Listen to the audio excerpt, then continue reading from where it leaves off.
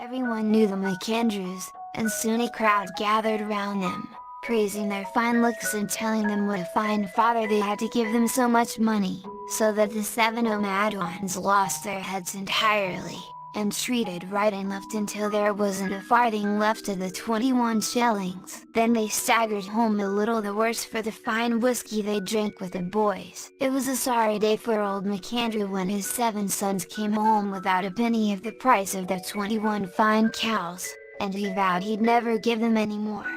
So one day passed with another, and the 7 young McAndrews were as happy as could be until the fine old father fell sick and died.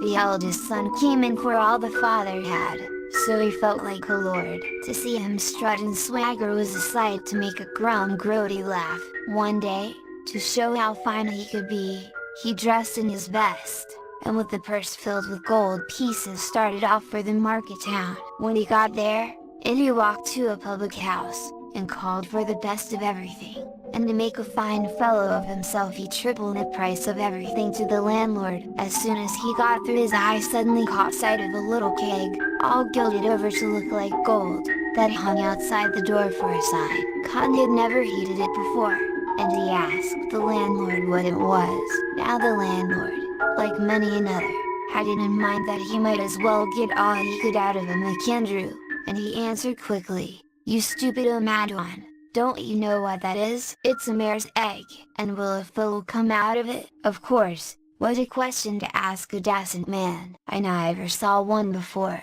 said the amazed McAndrew. "Well, ye see one now, Con, and take a good look at it. Will ye sell it?" "Och, Con McAndrew, do ye think I want to sell that fine egg after keeping it so long hung up there before the sun?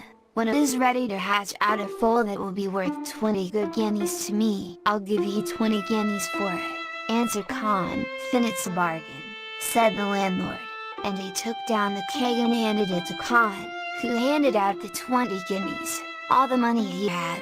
"Be careful of it, and carry it as I see as ye can, and when ye get home hang it up in the sun," Con promised, and set off home with his prize. Near the rise of the hill he met his brothers. "What have ye, Con?" "The most wonderful thing in the world, a mare's egg." "Faith, what is it like?"